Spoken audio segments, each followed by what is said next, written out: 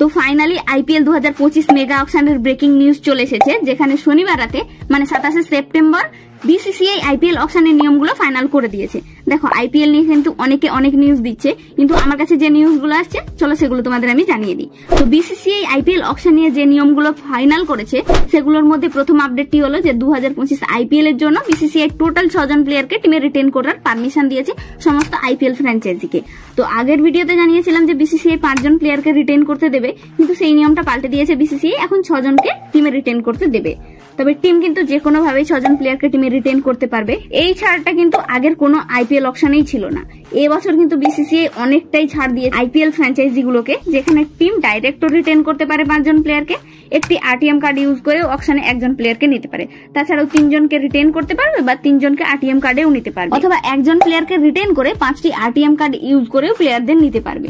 2025 এর আইপিএল এ কিন্তু এই রিটেনশনের রুলটা সম্পূর্ণ পাল্টে গিয়েছে। তবে এই রিটেনশনে 6 জন রিটেন করা প্লেয়ারদের মধ্যে কিন্তু 1 জন প্লেয়ারকে ইন্ডিয়ান আনক্যাপড প্লেয়ার হতে হবে। মানে তোমরা ভাবো যে ইন্ডিয়ান আনক্যাপড প্লেয়ারের কথা বললে সবাই কিন্তু ধোনির কথাই ভাববে সবার প্রথমে। তাহলে কি সিএসকে তে ধোনি যাতে আরো 1 বছর খেলতে পারে, অথবা সিএসকে যাতে ধোনিকে রিটেন করতে পারবে, তার জন্যই কি তাহলে এই রুল চালু করলো বিসিসিআই? যাই হোক, সেটা টিম মালিক আর বিসিসিআই এর ব্যাপার।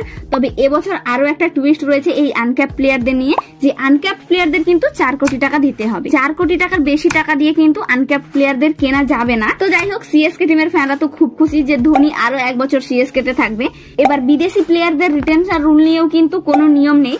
মানে 5 জন বিদেশি প্লেয়ার টিমে রিটেন করতে পারে, কিংবা 5 জন ইন্ডিয়ান প্লেয়ারও টিমে রিটেন করতে পারে টিম, সেটা টিমের ইচ্ছে।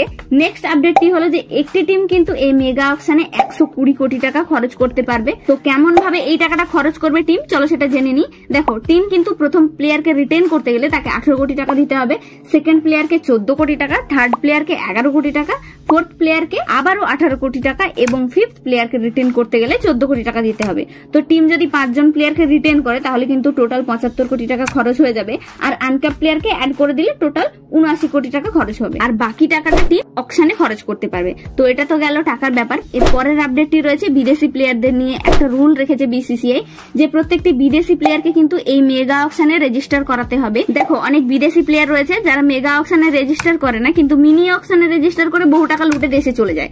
তো এই নিয়মটা বিদেশি প্লেয়ারদের জন্য রেখেছে বিসিসিআই।